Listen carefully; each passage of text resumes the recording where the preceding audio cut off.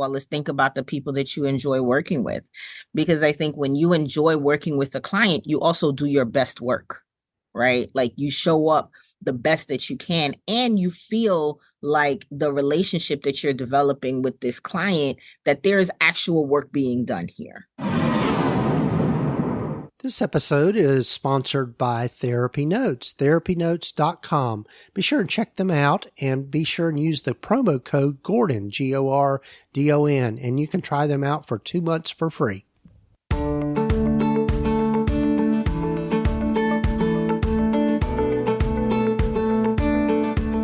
Over 15 years ago, when I started my private practice, I had to learn a lot, and most of it the hard way, and I don't think you need to do the same.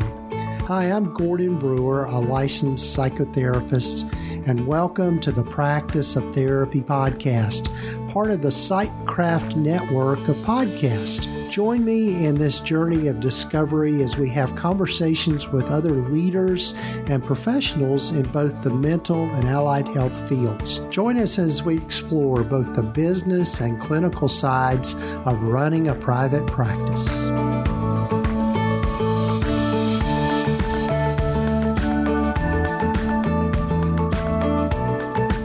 Hello, everyone, and welcome to the podcast. This is episode number 335 of the Practice of Therapy podcast. I'm Gordon Brewer, and glad you've joined me for this journey, and glad you're listening to the podcast. And if this is your first time listening in, welcome, and hope you'll come back for more and take time to follow us wherever you might be listening to your podcast, whether it's on Apple Podcasts or Spotify or any other number of places. But anyway, glad you're with us and looking forward to you hearing my conversation with Dyna Tucker. Dyna is a therapist up in New York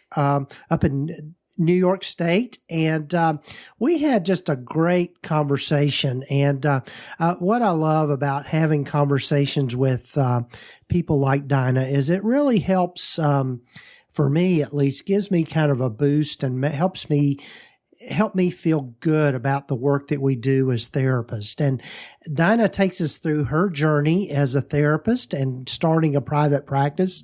Like a lot of us in private practice, she started out in agency work and made the transition over into private practice. So we talk a little bit about that, along with just how she got into working with couples. And I think in different parts of the country, couples therapy, I think for a lot of people sounds intimidating, or they feel intimidated by it.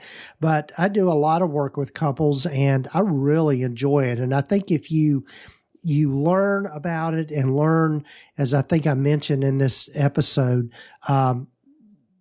being able to think systemically about your work, it makes a big difference. And I think it can be very rewarding. And certainly there are any number of people out there that are looking for couples therapists. I know when I first went into private practice, one of the things that helped me grow my practice pretty quickly was the fact that I identified as a couples therapist. And that's a specific niche. And in my particular area, there weren't many people that were doing couples work. Most of the therapists focused on individuals. So something to think about, and hopefully listening to Dyna here in this episode will give you give you a little boost. And so anyway, glad you're here. But before we get to my conversation with Dyna, one of the things that I'd love to invite you to do is go over to practiceoftherapy.com/practice collaborative. And if you don't know about it yet, one of the things that I've done this year is started a new mastermind or community called the Practice of Therapy Collaborative. And with this, we meet once a week and have conversations about our practices. It's a mastermind kind of format, but also I do some teaching and have some guest consultants on. And also we leave space for doing work. We have one particular one particular Thursday of the month, we do a work day. And so that way we hold ourselves accountable for the things that we're doing. So anyway, I'd love for you to check it out. The doors are currently open. And if you'll go over to practiceoftherapy.com/practice collaborative, and use the promo code just simply summer24 before June 29th, you can get $15 off your monthly membership. So it's a pretty good deal if you jump in now and take advantage of that. And also, if you want to see if this is a good fit for you or not, feel free to reach out to me at gordon@practiceoftherapy.com. That's my email, and we can talk about that. Also, we can set up a quick brainstorming session, and you can do that. But if you'll go into that webpage, practiceoftherapy.com/practice collaborative, and there'll be links here in the show notes, you can find out more about that, and love to have you join us. And also, before we get to my conversation with Dyna, love for you to find out more about Mental Health Wear TN, or Mental Health Wear Tennessee. This is a collaboration I did with a good friend of mine named Ashley, and she has set up an online store that sells all sorts of print-on-demand T-shirts, and there is also office swag, all of that sort of thing that can be customized, but it's geared towards the mental health space. So if you're looking for T-shirts to inspire people for their mental health journey or recovery journey, and also there's some professional designs there. So if you're looking for that perfect LCSW T-shirt or LMFT T-shirt or LPC T-shirt or whatever your profession is, she's got them there. And so I'd love for you to go over and check it out. And when you go over to the website, just mentalhealthweartn.com, you can also sign up to get a discount just by signing up to get the email, join the email list, and she'll be sending out emails just to make you aware of different new items and all of that sort of thing. And also you can get a gratitude journal template that you can share. So anyway, be sure and check it out, mentalhealthweartn.com, and love for you to support her in this work. And real quickly, before we get to my conversation with Dyna, I'd love for you to hear from one of the members of the Psychcraft Network and their podcast, along with some words from our sponsor of the podcast, Therapy Notes. Hey there. I'm Chris McDonald, and if you don't know me yet, I'm host of the Holistic Counseling Podcast, which is for therapists who want to deepen their knowledge of holistic modalities and build their practice with confidence. The Holistic Counseling Podcast is proudly part of the Psychcraft Podcast Network, a network of podcasts focused on helping people live more meaningful and productive lives. Join me each week as we explore the best practices for integrating holistic approaches into therapy and delve into the many benefits. Whether you're looking for new techniques or seeking to deepen your own personal journey towards wellness, this podcast is the perfect companion for your holistic path. If you haven't listened yet, you can find it over at holisticcounselingpodcast.com and discover other resources, including products, books, and other trainings to help support you in your holistic journey. Ready to upgrade your practice from a rusty bicycle to a shiny new sports car? Buckle up, because Therapy Notes is here to turbocharge your journey. It's the comprehensive practice management system you've been craving, equipped with everything you need to navigate patient records, schedule seamlessly, host remote sessions, craft detailed notes, and tackle insurance billing with ease. And guess what? It's your trusty sidekick, available whenever and wherever duty calls. Picture having more quality time with your clients, all thanks to this digital assistant that never clocks out. Here's the kicker. It's Gordon approved, so you can trust it's the real deal. Bid farewell to paperwork headaches and embrace a new era of efficiency and top-tier care. Ready to level up your private practice game? Swing by practiceoftherapy.com/therapy notes and punch in promo code GORDON for 2 months on the house. Enjoy the show.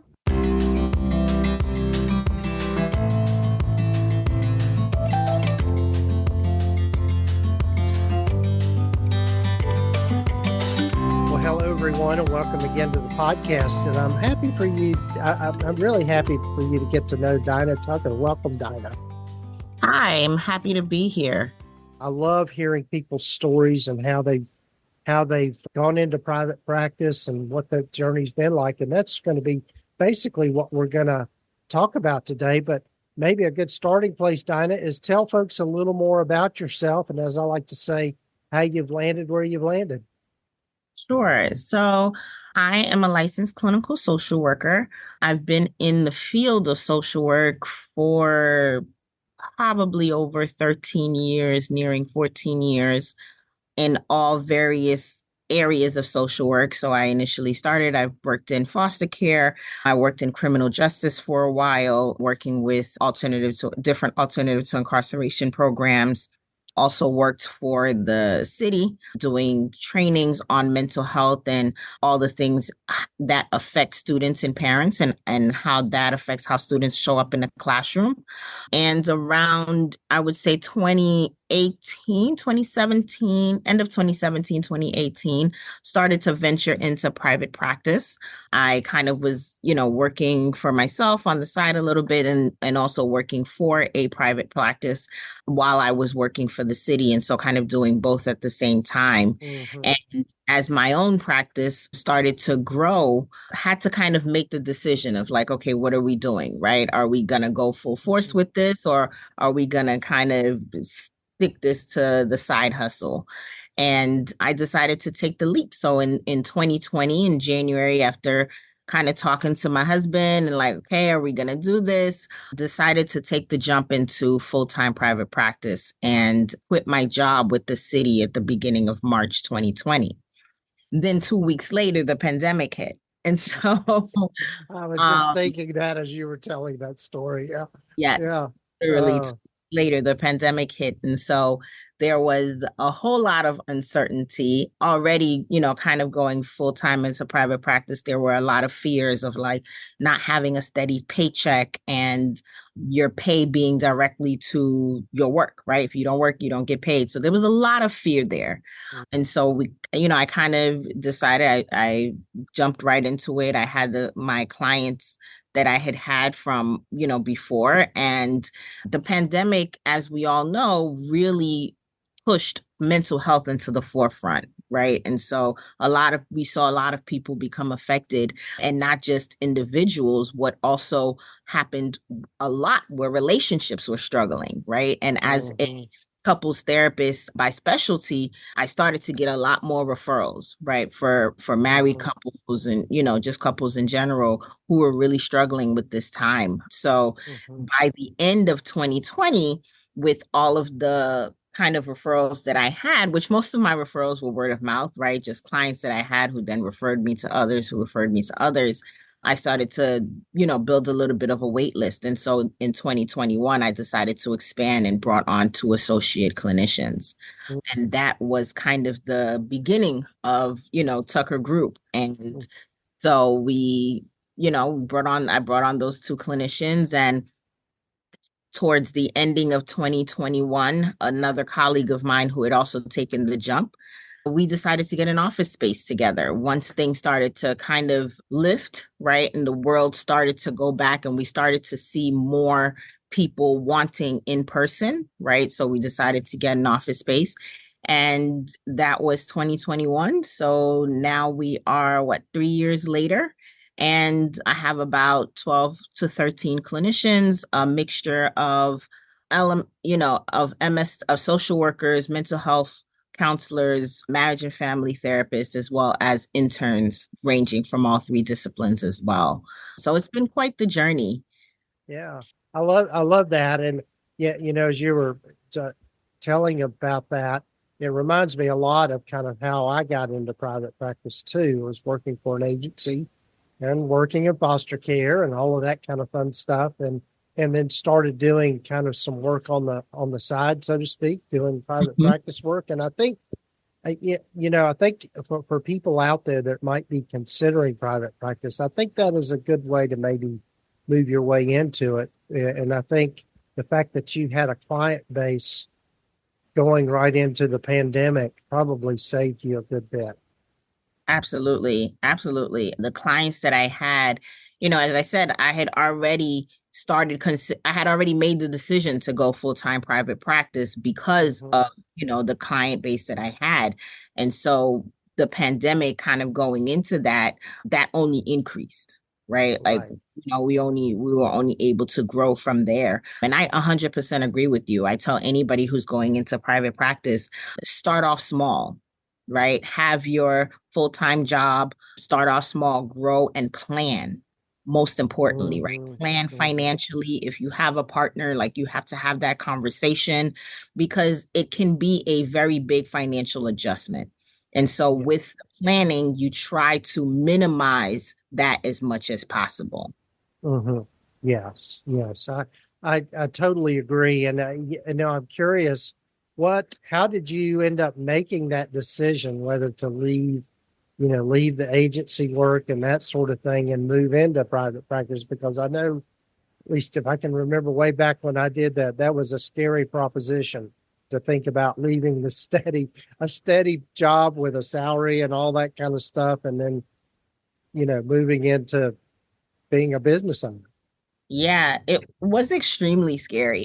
Mm-hmm. It was extremely scary, but you know, the private practice work that I was doing on the side was growing so much that like I had to make a decision, right? I had to either go full force with it and take the chance or cut it back and, maintain my full-time job. It became too much juggling both, doing my full-time job, doing private practice on the side, still working for a private practice, on its own. And then, I'm a mom of two, right? I'm a wife. So, like, doing all of those things, it just became Mm-hmm. too much. And I had to kind of make the decision of like, well, what are my long-term goals? Is this something that I want to do long term? And if it's now or never. Right. How did you kind of prepare yourself financially for it as you moved into that? Yeah. So one of the main things that I did was I started saving, right? Saving as much as I can to kind of have a little bit of a nest egg. And I want to say that I definitely think the pandemic helped a lot with things going fully virtual because that really cut back on expenses, right? Because at the time I was paying for an office space, and then once the pandemic happened, everything being virtual, it really, kind of took away, like, really the only thing that I'm paying for is an EHR at this point and a telehealth platform, right? So that kind of helped a lot. But really trying to save, put aside as much money, making sure that I have enough to cover my monthly expenses, and then figuring out financially, looking at my caseload and figuring out, okay, what number do I have to hit weekly in order to supplement the income that I was getting before, right? And Right. I think that's probably the most important kind of financial groundwork that I think a lot of times people may go into private practice, but they don't work out the numbers, right? And then so you don't know what's your bottom line. You don't know what number you have to hit. How many sessions do you have to hit weekly in order to make your monthly expenses? Right. And then Yes. checking back on that every week, like at the end of the week, having that running tally of, okay, this is where I'm at. This is what I need to hit by the end of the month.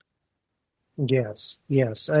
That is so smart because, as you describe it, that was kind of my same process. And of course, I'm a dinosaur in this whole industry now. But back I remember that of just really figuring out, okay, what do I need in order to replace my salary for what the job I was in, also pay the taxes, pay the overhead, all of that, and you add all that up, and then you look at, okay, divide that by the number of sessions that I anticipate having per week and what I can charge for them and all of that sort of thing. Mm-hmm. And Mm-hmm. I always call that kind of working backwards, Mm-hmm. and kind of figuring out the numbers, but that you were so smart to do it that way.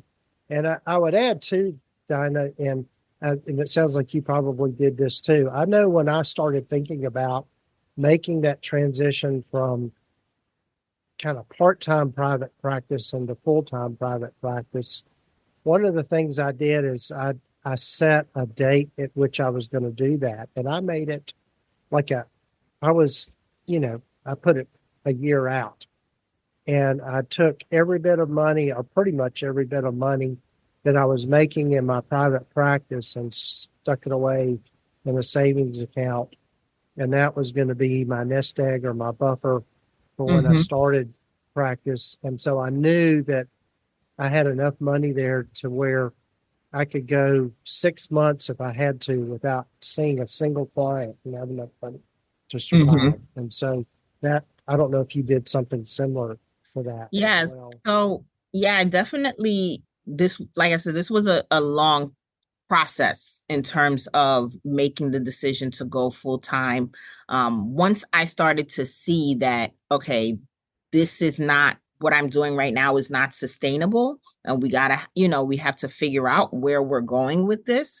The preparation started, right? The Mm-hmm. saving started of making sure that this is the goal. So the goal is going to be by March of 2020. So then we need to be able to prepare as much as we can in that time.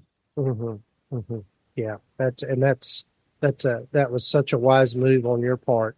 So, and I know that you, as we were chatting about before we started recording, one of the things that you're starting to get, you like me, same thing that happened to me, is started having a lot of people asking you about how to go into private practice. They saw that you were doing it and being successful. And so tell us a little more about what you do with people around all of that. And Yeah. So when I'm working with clients, coaching clients, right, who are working on either starting their own practice or growing their practice or even kind of rebranding a practice that they already have, right? It's very individualized. It's very much based off of what are their needs at that time. And so that's one of the first things that I talk to them about is what are your needs, right? Like what do you hope to do?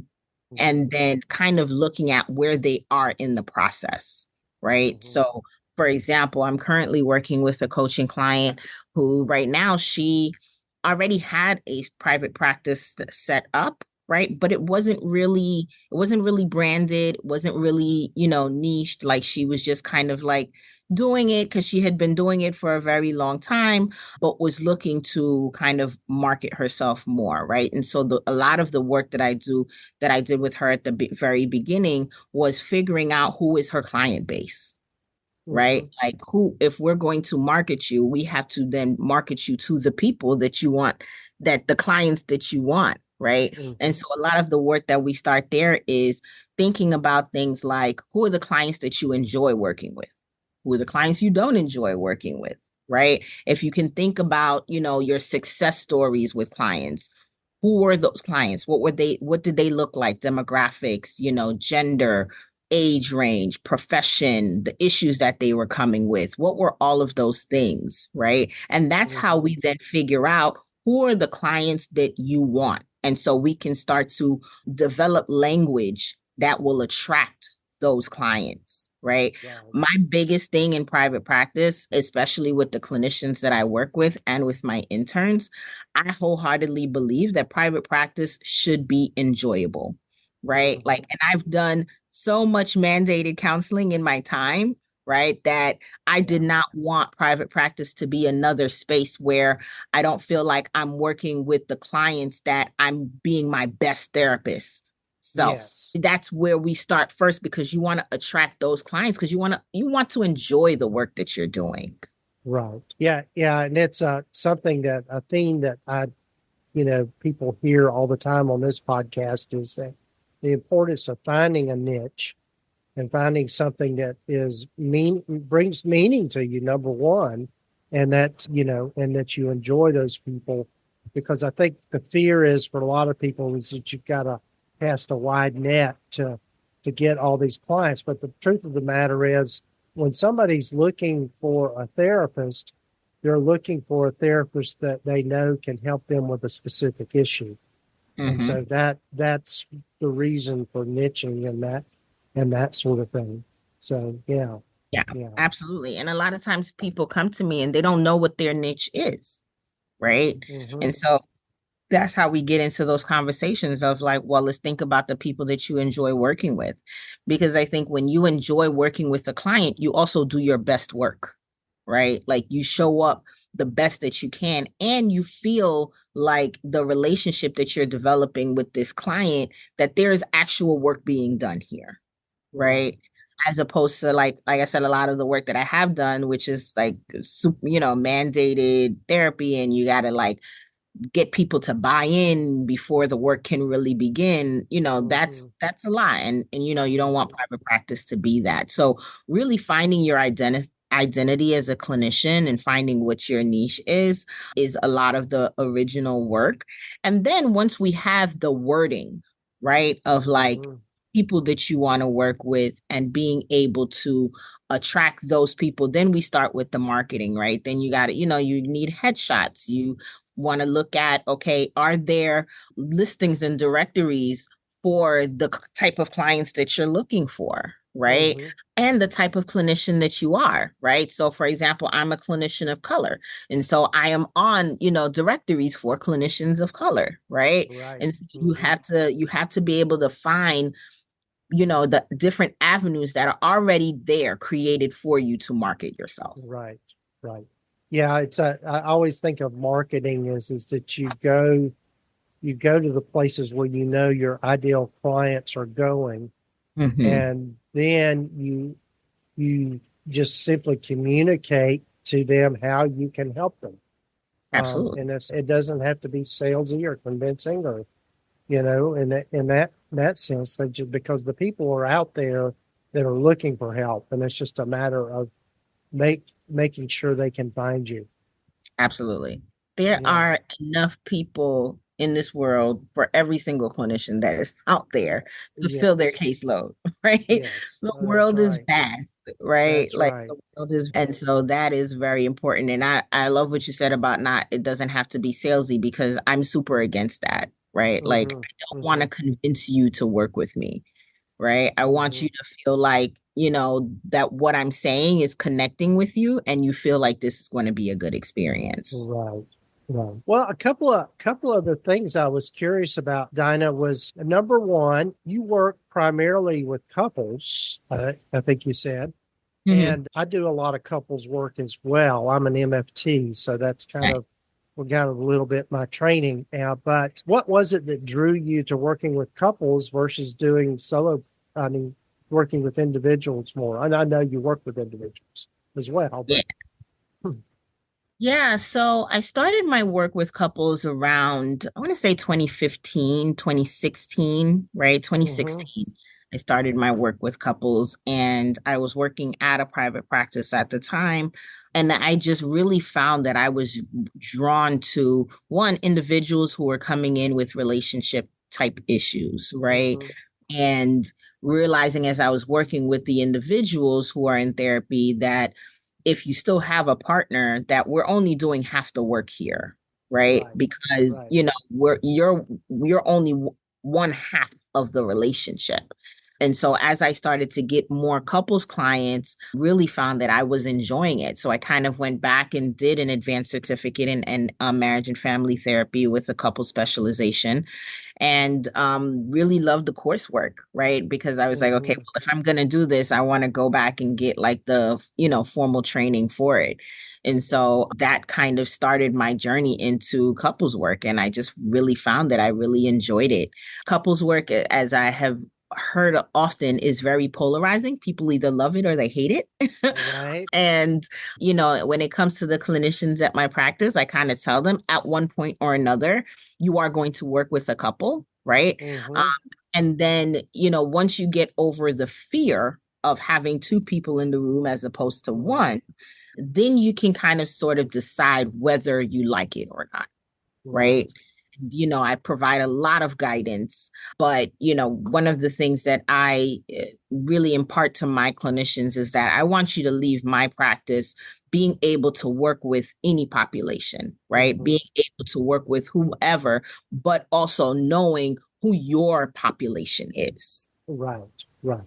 Very valid point. And it's, yeah, I would concur, with what you said earlier about there's, working with individuals, there's always the other, because if you think about it, the majority of the issues that people are having in their lives involve other people. And Mm-hmm. so, yeah. And so that's, it's what brings them to therapy, and that they're just having trouble relating to others. And so I think that's, yeah. And of course, Yeah. that's my systemic nature too, of just way of thinking about, couples work and that sort of thing. Yeah. Absolutely. And when you're working with the individual, there's only but so much work that we can do, right? Hmm. Without bringing in the other half of the relationship, right? Right. And while I absolutely believe that doing your own individual work is paramount, right? Because it Hmm. oftentimes, even in couples work, sometimes the couples work can't continue until the individuals get their own individual Right. therapy, Right. right? You're exactly And right. Yeah. oftentimes what I recommend and what happens a lot at my practice is, one clinician will be seeing the couple, and then each individual in the couple might be seeing, a different clinician.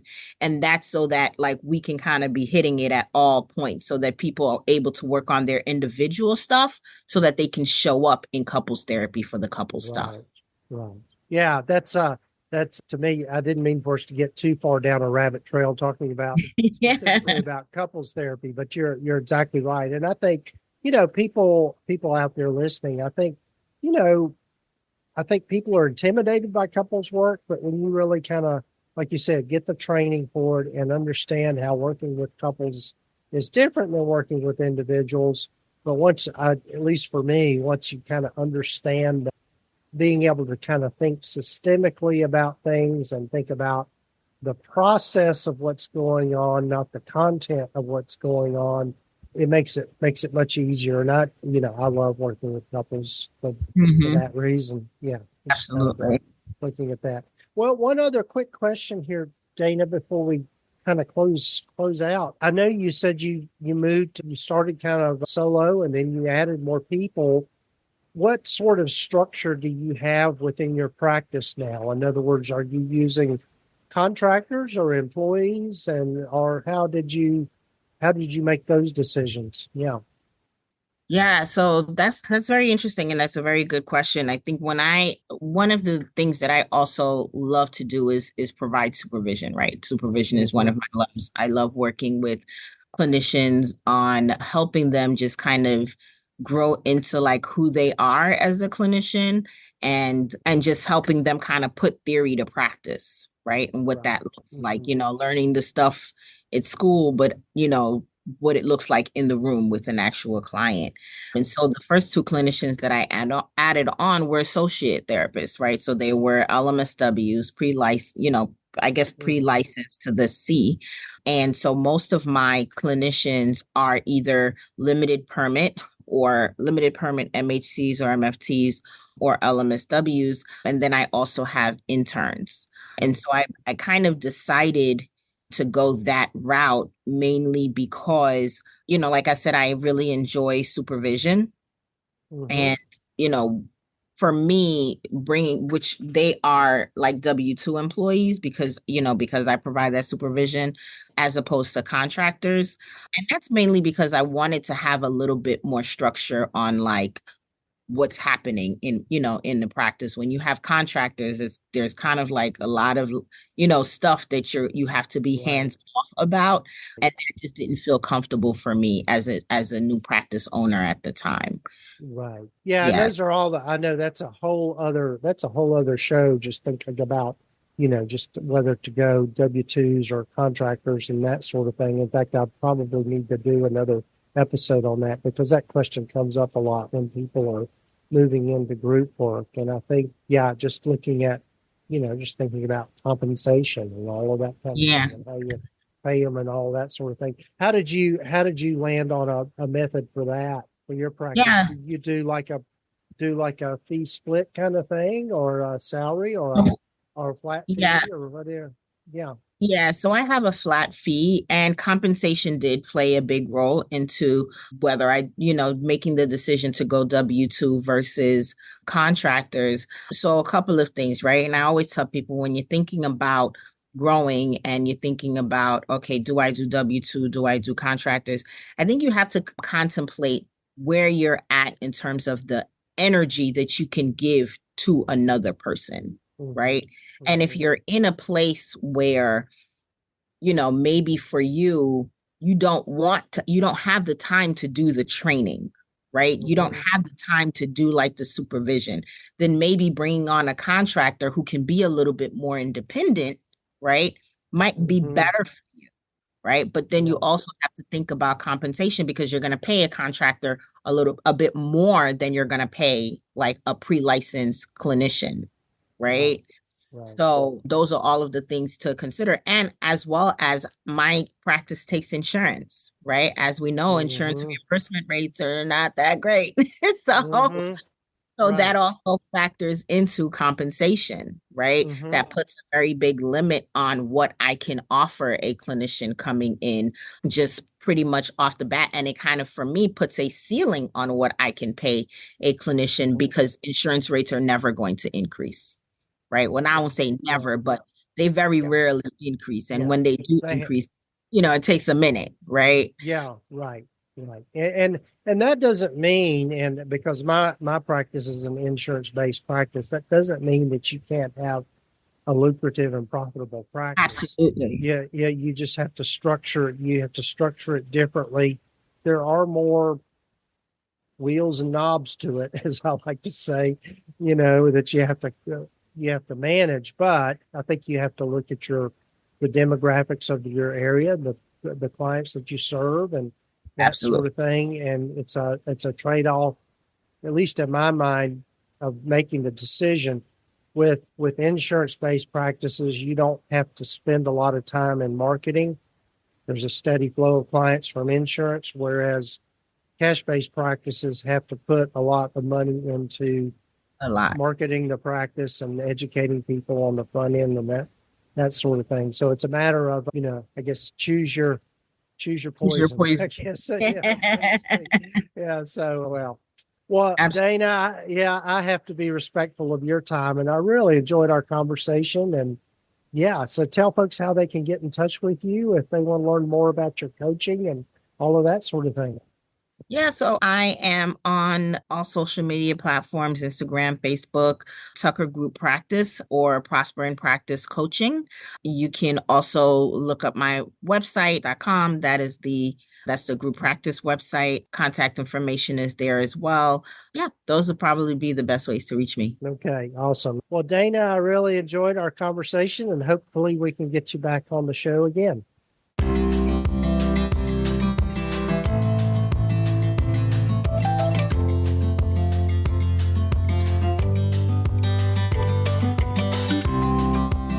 Well, again, a big thanks to Dyna for being on the podcast. One of the things I realized after I went back and listened to it, I didn't have the correct microphone on. And so the sound quality on my end was not as good as I like for it to be, but you could hear it okay. And hopefully it wasn't too distracting. But anyway, I really enjoyed getting to know Dyna and all that she is bringing to the table within our professions. And I think she has so much wisdom, and I think just a lot of things to think about. And in particular, just how you structure your practice and the importance of creating a niche. I mean, that's something that you hear a lot, and I think it's a good topic to revisit. And also just thinking about, in our conversation, just about making that transition from working for an agency or working for somebody else and going into your own private practice. She really did it the right way. And I think you can learn from that if you're thinking about making the move from public practice to private practice. I guess that's a good way to say it, or agency work or working for someone else to working for yourself. But be sure and check out Dyna's stuff. You'll find links in here in the show notes and the show summary to connect with her. She's a really smart person. And thanks again, Dyna, for being on the podcast. And also, as I mentioned at the beginning of the podcast, be sure and check out the Practice of Therapy Collaborative. And you can go to practiceoftherapy.com/ Practice Collaborative to find out how that might be of help to you in your own private practice journey. It's a membership community and mastermind, and we're meeting once a week, once a week, every month. And it is unlimited. And also, there is open enrollment right now. So be sure and take advantage of that and just use the promo code SUMMER24, and that will get you $15 off your monthly membership if you enroll before June 29th. So be sure and take advantage of that. And also, big thanks to our sponsor of the podcast, Therapy Notes.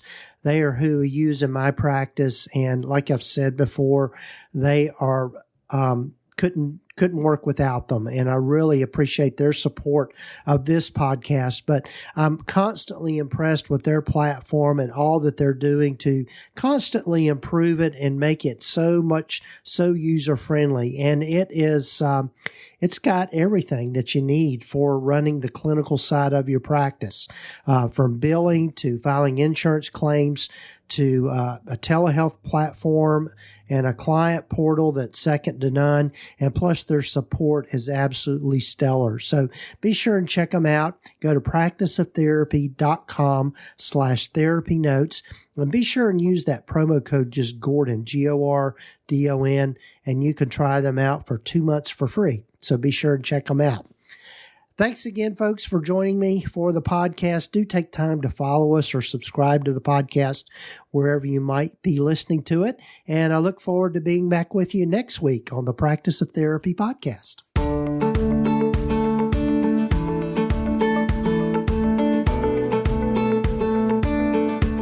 You've been listening to the Practice of Therapy podcast with Gordon Brewer, part of the PsychCraft network of podcasts.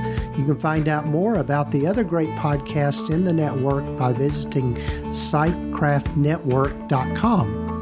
And if you haven't done so already, please visit us at practiceoftherapy.com and get your free private practice startup guide, along with a lot of other great resources and webinars and free things just by visiting. Also, be sure to follow us wherever you might be listening to your podcasts. This podcast is intended to be educational in purpose and is not intended to give legal, accounting, or counseling advice. If you need a professional, find the right person for that.